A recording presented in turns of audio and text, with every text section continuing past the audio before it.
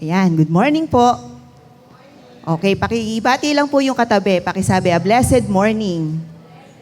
Okay, good morning and blessed morning to the beautiful people of God. So bago po tayo mag-start, let me acknowledge po, yun po ang ating mga kapatid na bago po nating nakasama ngayon. As we always say, hindi po aksidente na kayo ay napunta rito. Sino man po ang nag-imbita ay salamat sa buhay niya na nagamit ng Diyos para kayo po ay maanyayahan at maramdaman nawa ang pag-ibig ng Diyos. At hindi ito ang hindi ito ang wakas, kundi simula nung pagkakakilala sa ating Panginoon. So, si Brother Jeffrey San Pedro, kaway na lang po. Ayan, so welcome kapatid. Narito rin si James Bernardo, welcome sa Gios Church. Salamat sa pagpapaunlak na kayo ay makasama sa ating pagdiriwang ng gawain para sa Panginoon. Okay, so actually it always gives me chill, excitement, nervousness. Pagka po nagme-message si Pastora, inaaral ko muna ano kaya yung message. Pero nandun yung excitement because it is always an opportunity to be the sharer of the Word of God. No? Ayan, okay. So, ano po ba yung pag-uusapan natin ngayong umaga? So, it's about confidence in God, no? Noon nga pong nagpe-prepare, sabi ko, ay confidence, parang, ako mismo yung tinamaan, how confident am I to stand here in front of you, my dear brothers and sisters, no? How confident am I to be sharing the Word of God? Pero, sabi nga, let's have that confidence in God. So bago po yun, tayo po muna ay tumayo at samahan niyo po ako para po sa pagbasa ng salita ng Diyos na makikita natin sa awit 118 verses 8 to 9 sa New King James Version. Mas mabuting manalig sa Panginoon sa halip na magtiwala sa tao. Mas mabuting manalig sa Panginoon sa halip na magtiwala sa mga pinuno. Okay, English version. It is better to trust in the Lord than to put confidence in man. It is better to trust in the Lord than to put confidence in princes. Let's pray. Father in heaven, salamat Panginoon sa umagang ito. Thank you for the opportunity, for the gift of life, gift of protection, gift of healing, na pinagkaloob mo sa amin upang kami ay victoriously makarating dito sa iyong sambahan. I-open mo, Panginoon, ang puso namin para sa aming mga pag-aaralan ngayon. We know, Lord, that in all aspects of our lives, you are working, you are speaking. Lord, we pray na kayo po yung siyang manguna sa amin pong pag-aaral ngayong umagang ito. Especially, Lord, cover me in your mighty power, Panginoon. I am nothing. Lord, I humbly ask the guidance of your Holy Spirit na siya yung marinig, siya yung manguna sa anuman po yung aming pag-aaralan sa umagang ito. Salamat, Panginoon, for this day. And we are very thankful. We are humbly standing here in front of you. Buksan mo ang aming mga puso. Siyasatin mo po ito at ang i-focus namin ay ang marinig at paunawaan ang iyong salita. Salamat po sa iyong papuri at parangal sa pangalan ni Jesus. Amen. Sige po, maaari na pong maupo. Ayan, so, confidence in God. Pwede pong bumaba na lang. Ganun po yata yung mga teacher, hindi po masyadong sanay nang nakastay lang sa isang lugar, no? Okay, malikot po kami kasi po pagka nakatayo lang ron, hindi, gusto namin sinusundan kami. Uy, nasa baka tanungin ako graded recitation. Okay. So, meron po akong dalawang tao na ipapakita sa inyo.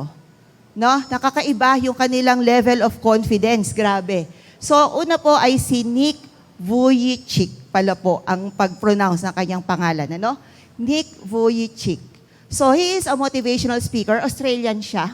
So, born in Melbourne, Australia. And he is born with tetra amelia syndrome. So, nung pinanganak siya, wala na siyang kamay at paa. As in, meron lang siya maliit. Para bang paa ng manok? Yung gano'n, parang yung wing ng manok. Hindi ko lang po na-capture, hindi ko na i-zoom, no?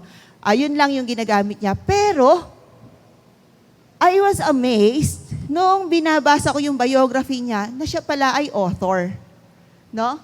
Siya rin ay isang painter. Imagine, how could he paint? No? Without the limbs. No? And then, he's also a great swimmer. Kung makikita niyo siya, kung ibabrowse niyo siya sa Google, makita niyo yung kanyang profile ay nasa surfing board. No? Pwede natin siya imbitahan pala sa Pilipinas, sa Siargao. No? Para ma-experience niya yung ganda. Next, he's also a diver. Eh di ba, ang isang swimmer, ang isang diver, alam natin, ang puhunan niya ay ang kanyang kamay at paa. Kasi he has to flip his arms and he has to move his feet para mag-synchronize siya at mabilis siyang dating doon sa finish line. Ano? Pero hindi naman sinabi na siya ay competitor. Hindi naman sinabi na siya ay, basta he knows how to, he is a diver. And he is also a surfer, no? So, ang galing. Saan siya kumukuha ng confidence to be a motivational speaker, speaking in front of at least 110,000 people, sharing the goodness of God in his life, no? And nabasa ko pa, siya pala nung maliit, nung siya ay 10 years old, meron na siyang suicidal thoughts. Kasi syempre, yung kanyang physical itsura, ang lakas niyang mabuli. Yun nga lang, makakita tayo ng medyo kakaiba sa normal na standard ng tao eh. No? What more siya? Pero, through the love of his family, no, at nakilala niya ang Panginoon, na-overcome niya yon at nagamit niya po yung kanyang buhay. Another one that I want to show you is ito, very familiar yan. Diba? Bukod sa pagiging Miss Universe noong 2015 sa Las Vegas, Nevada, doon siya na-crown eh, no? Di ba siya yung, na Miss Colombia? No, si Miss Colombia ang na-announce, pero siya pala, no? So ano yung kanyang very famous statement? I want to show the world, rather the universe, that I am confidently beautiful with a heart. Ang ganda. Ang niyan, ang tagal ng rema, yung effect, no? Ang niya, dun sa mga tao. Kaya ang daming memes, ang daming mga gumagaya, pagka nagpapakilala, lagi sasabi, I am ganito, I'm confidently beautiful with a heart. Now, saan ba nanggagaling ang ating confidence, no? So sabi, when we are confident, ang connotation agad, dapat self-confident ka. Dapat, pagtayo mo, meron ka ng charm, meron ka ng charisma, meron ka ng aura that speaks of your confidence. Kasi syempre, iba rin naman pagka-confident ka na tumatayo sa harap ng mga tao, di ba? Kasi you have to get the attention. You have to keep your audience motivated. So, mahalaga rin naman that we are self-confident. So, sabi rin, pagka may confidence ka, you are self-assured. Alam mo kung ano yung tinatayuan mo. Kung kakanta ka, alam mo ang lyrics ng kakantahin mo. Kung tutugtog ka, alam mo kung paano i-play yung instrument na ipi-play mo. No, hindi ka makikipagsapalaran or aaralin mo muna, magpa-practice ka, pero mind you correct practice makes perfect. Kahit practice ka ng practice, mali-mali naman, mababaliwala, hindi rin siya magiging maayos. And then sabi rin, and if we are there is confidence in us, it is to live brashly, boldly, and brazenly. Kumbaga agad-agad, alam ko yan. Kaya ko yan. Ako na po. Kumbaga parang Jollibee, no? Bida-bida, no? Kaya ko yan. Ako na po. Sige po, ako na po. And then, pagka-confidence, may confidence ka, pero rin positive thinking, of course, no? Okay. Moving on. Saan ba natin nakukuha ang ating confidence? Okay, no? Very cliche na yan. Alam na natin. So, una, sa intelligence, education, and titles. No? Yung titles, yung mga nasa dulo ng pangalan. No? Okay, next. Education. Nasa bansa tayo that we value education so much. No? Salamat sa mga magulang natin na talagang binibigyan tayo ng education. No? And iba yung pagtingin natin talaga, let's accept the reality. Kahit na skilled worker ka, kahit mahusay ka, pagka natabi ka sa isang may title, parang iba pa rin yung tingin. No? Kasi nga naman, if you have that education, mas may laban ka. No? Kesa yung halimbawa, skilled ka nga, hindi ka nakapagtapos ng pag-aaral, pero pag na-realize nung isang graduate na gusto na rin niyang pumasok sa trabaho, mas malaki yung chance niya. No? So, mga kabataan, value education. No? Hindi siya basta-basta gagasahin nyo yung baon nyo or papasok lang kayo, tapos hindi nyo iniintindi yung pinag-aaralan. Because that is a very good investment. Sabi nga, inyo lang yan. No? Hindi na yan makukuha ng iba sa inyo. No?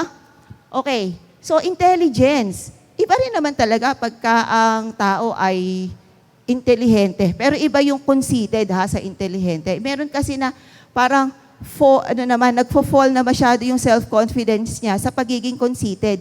Sobrang yabang naman. Parang kakaasar naman kausap to, yabang-yabang. No? But because of education, we can be intelligent. We can gain knowledge, no? And then yung mga titles, no? So, may mga profession na hindi nag-i-stop sa pagkuha ng bachelor, no? Nagpo-proceed pa sa postgraduate, which is the master's degree, no? And then nagpo-proceed pa sa next level, which is the PhD o kaya ay Doctor of Education, Doctor of Philosophy or Doctor of Education. Minsan naman, hindi sila satisfy na meron lang, halimbawa, RN, Registered Nurse, LPT, JD, Juris Doctor. Hindi sila satisfy na graduate na sila ng law. No? MD, hindi sila satisfy na graduate na sila ng pagiging doktor. Gusto nilang mag-aral. Dami nilang brain cells. Dami budget ng mga magulang. No? And also, another source of our confidence is wealth. No? Maganda rin naman na, of course, we are given the opportunity to work, not to gain the wealth of this world, no? Pero yung wealth na masusustain ka sa mga needs mo is good enough. Makakaroon ng investment, maganda rin po yun, no?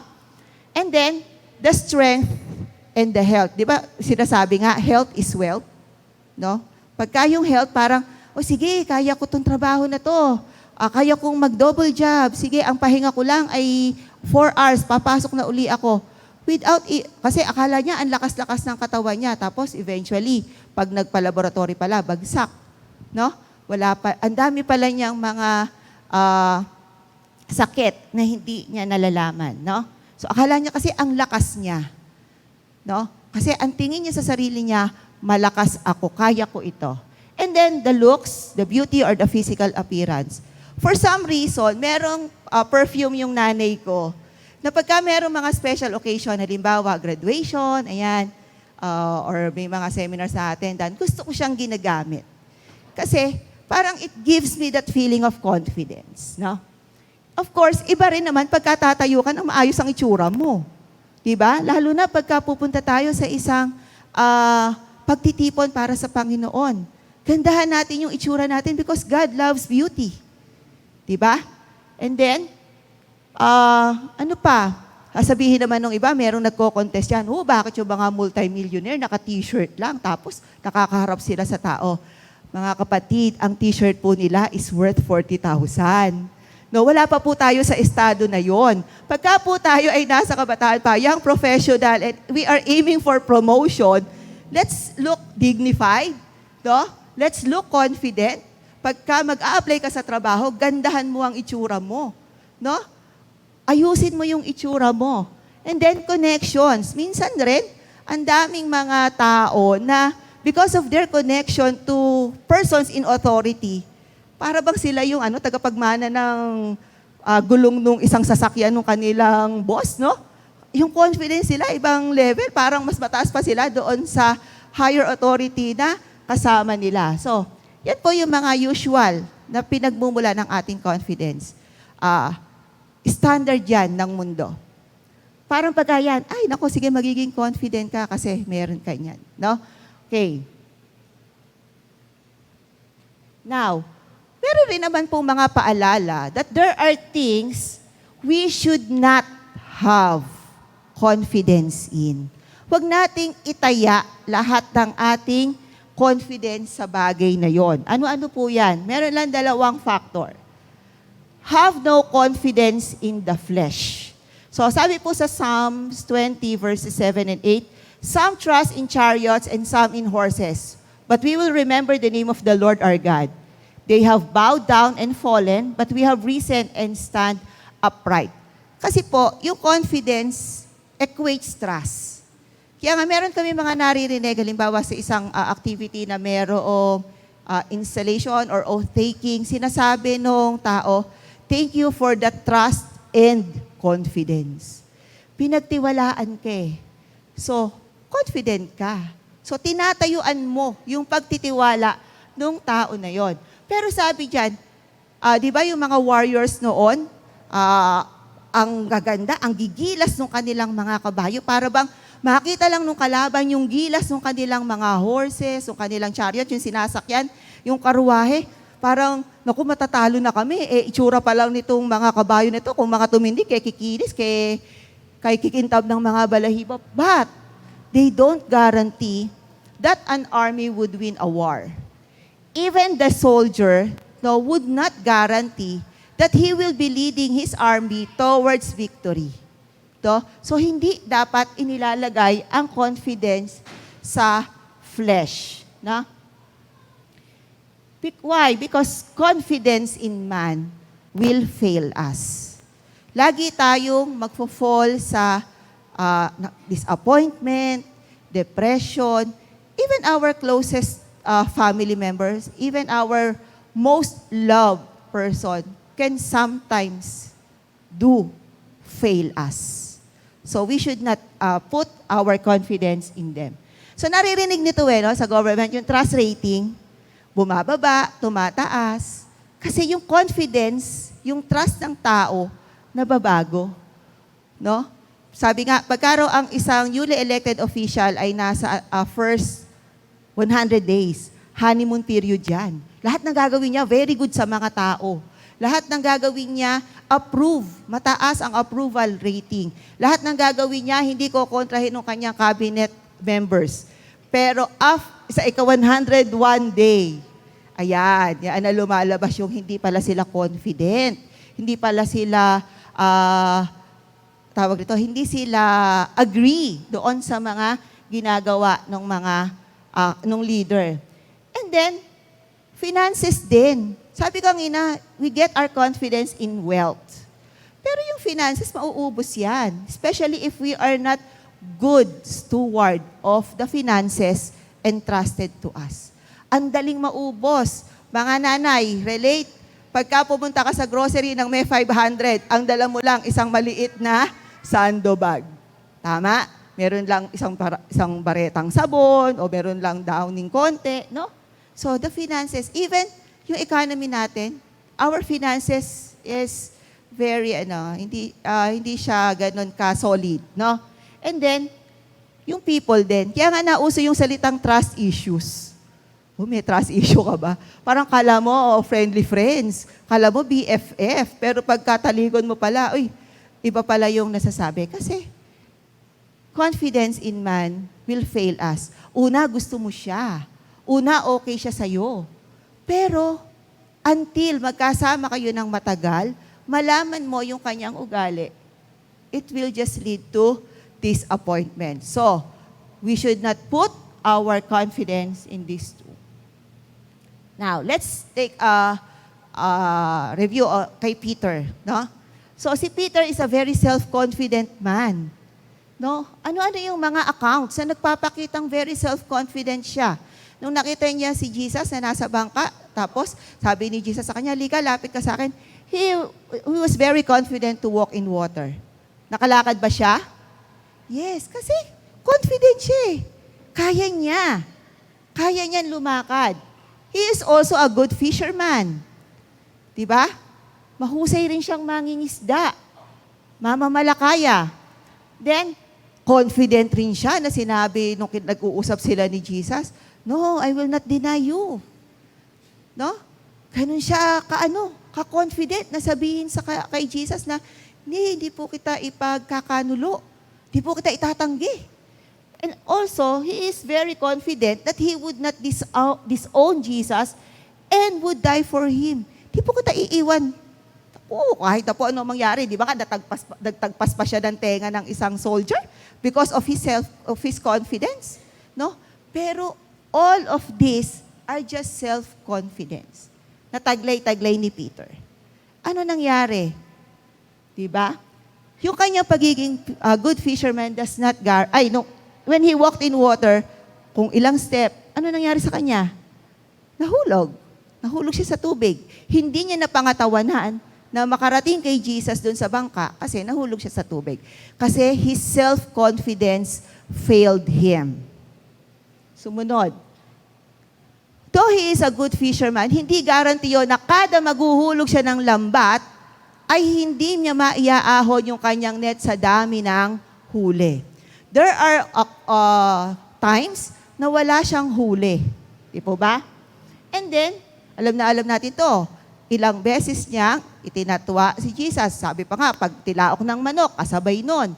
And then, nung merong nagtanong sa kanya, di ba kilala mo yung Jesus na yan? Ano sinabi niya? Dinisown niya. Because Peter's self-confidence failed him. His flesh failed him.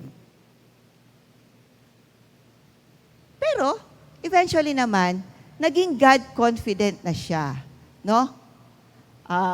Sa mga bandang huli, talagang itinindig na niya that he is for Jesus. Diba? And he became one of Jesus' faithful disciple. Another one, we should be God-confident. No? Hindi tayo self-confident. Tayo ay God-confident. Pakisabi nga po sa katabi, be God-confident.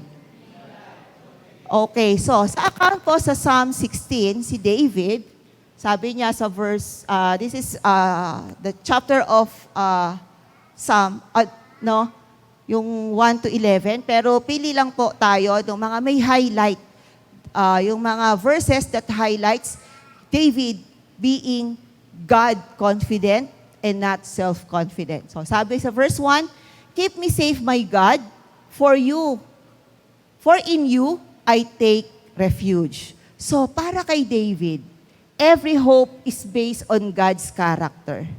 Sino nga yung giant na natalo niya? Hindi niya ina-account sa sarili niya yon. No? Gano'n ang tapakan siya ni Goliath. Kakapranggot siya. Diba? Gano'n ang yung sling niya, bit-bitin niya, ituktok sa kanya yon. Pero, because he puts his confidence in God, ayan po, every hope is based on God's character. Next, sa verse 2, I say to the Lord, you are my Lord. Apart from you, I have no good thing. David takes no credit for his own goodness, nor does he extol his own abilities. Ibinibigay niya lagi yung kakayahan na yon. Inire-recognize niya na yung mga kakayahan niya ay galing sa Panginoon. Hindi galing sa sarili niyang lakas at kakayahan. Kahit na marunong siya, no? Kahit na kaya naman niya, hindi niya binibigay sa sarili niya yung recognition na yon, no? Instead, ibinibigay niya sa Panginoon. Sa verse 6, the boundary lines have fallen for me in pleasant places. Surely I have a delightful inheritance. Every good thing is ascribed to God. Para kay David, itinakda ng Panginoon yon, no? Itinakda ng Panginoon yung kanyang triumph.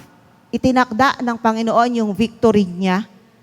No? Kaya wala siyang ina-acknowledge para sa sarili niya. And then, therefore my heart is glad and my tongue rejoices. My body also will rest secure. Verse 9. Because God is unchanging, David can confidently rest in hope. No? Kumbaga, kalmado siya, panatag siya. Kasi ang Panginoon ang nakasubaybay sa kanya. Nasa panig niya ang Panginoon. So verse 11, 10 I mean, because you will not abandon me to the realm of the dead, nor will you let your faithful one see decay. Because God is unchanging, David can confidently rest in hope despite any hardships in life. Kahit ano pa yung ina-anticipate niya na mga paghihirap na mararanasan niya, nandun yung confidence niya that God is unchanging. And up to this time, up to, ngayong June 29, 9:29, our God is still faithful. Amen? Palakpakan naman po natin yung Panginoon. Faithful ang Panginoon natin, hindi siya nagbabago. No? Pagka tinanong natin yung ating mahal sa buhay, faithful ka ba sa akin? Naku, we will just lead to our disappointment, no, to our despair, sa heartache, sa heartbreak. But our God is faithful. He is unchanging. So, we should be God confident as a disciple. So, yung kanina, no, yung sa Psalms, si David, yon sa Old Testament. Punta naman tayo sa New Testament, no? So, si Paul is an example of putting one's confidence in God, not in anything else, no? For it is we who are the circumcision, we who serve God by His Spirit, who boast in Christ Jesus, and who put no confidence in the flesh. So, it is from Philippians chapter 3, verse 3. Yung circumcision dito is not the medical procedure na nag-a-undergo yung mga kabataan para sa stage ng puberty. Yung circumcision na binabanggit dito is yung kanilang pagsunod sa batas. Kaya nga rito po, isinudlong is yung the Pharisee and the taxpayer. Di ba yung Pharisee, nagpe-pray siya. Sobrang proud. Nako, tignan niyo po, ako po, nagbibigay ako ng aking kaloob, ng sobrang tapat. Ito pong mga ito, hindi po sila nakakapagbigay. So, yung confidence niya is turning into pagiging conceited. Yabang na. No? Yabang na po yun. And our God is not after our lineage, our accomplishments, our yung genealogy, yung linya ng angkan mo. Our God is not after that. No? He just want our confidence to be put in Him. Being confident of this, that He who began a good work in you will carry it on to completion until the day of Christ Jesus. No? So, let us be self-assured of our identity as a child of God. No? Huwag masishaken yun. Huwag yung makaranas tayo ng problema, biglang maiiba. No? Let's stand on our identity that we are the child of God. At andyan po yung promise niya. No?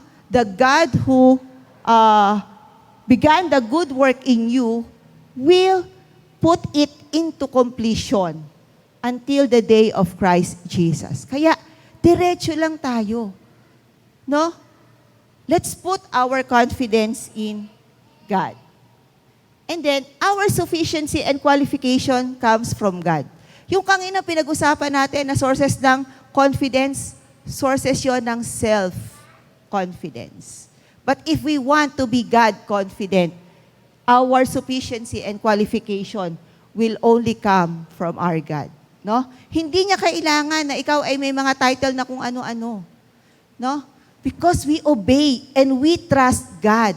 Kaya we will have that confidence para maibahagi yung pag-ibig ng Panginoon sa atin. Nagtitiwala tayo sa Diyos na hindi sa sarili nating kakayahan yung gagawin natin para sa Kanya, kundi siya yung magbibigay ng karunungan sa atin. No?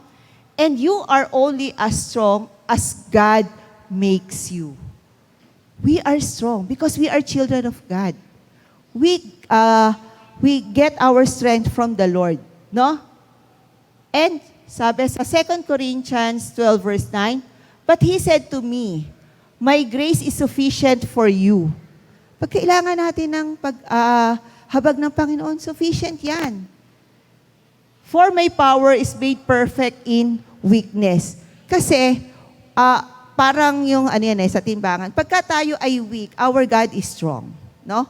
Pagka nilalagay na natin yung stress sa sarili natin, yung confidence, na-outshadow natin si Lord. Which is, hindi dapat. Dapat ang Lord, ang Panginoon pa rin, ang nag-o-overpower sa atin para magawa natin yung mga task, pagiging disciple na gusto niya para sa atin. So therefore, I will boast all the more gladly of my weaknesses so that the power of Christ may rest in me.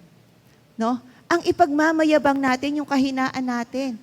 Dahil habang pinagmamayabang natin yung kahinaan natin, ina-acknowledge natin that our God is the source of our strength. Po. Now, let us put our confidence in God, the author and perfecter of our faith. Iksi lang po. So, God bless us all. Let's pray po. Panginoon na makapangyarihan sa lahat, salamat sa pagpapaalala mo na ang aming confidence ay nagmumula sa iyo, Panginoon. Lord, help us to fully put our trust and confidence in you because apart from you, we are nothing. Wala kaming kakayahan, Panginoon. Wala kaming kalakasan. Sa lahat ng aspeto ng aming buhay, hindi po namin ito magagawa. Yung success, hindi po namin ito, Panginoon Diyos, matatamo kung kami ay umaasa lamang sa aming sarili. O matamo man namin ito, Father God, napakasandali lang. Shallow lang nung kaligayahan na mararamdaman namin. Kesa dun sa ibibigay namin yung aming pagtitiwala ng buo sa iyo, aming Panginoon. Lord, we pray that you speak unto us ang mga napag-aralan namin, Panginoon, magamit namin, Panginoon, na gabay para sa aming pang-araw-araw na buhay. Paalala mo sa amin, Panginoon, that you are our source of strength, you are our source of hope, you are our source of confidence, Father God. Let us not put our confidence in people, in material things na amin pong tinatangkilik o nararanasan sa mga pleasurable things na nararanasan namin, but instead, speak into our hearts and make us to fully trust and put our confidence in you. This we pray in Jesus' name. Amen.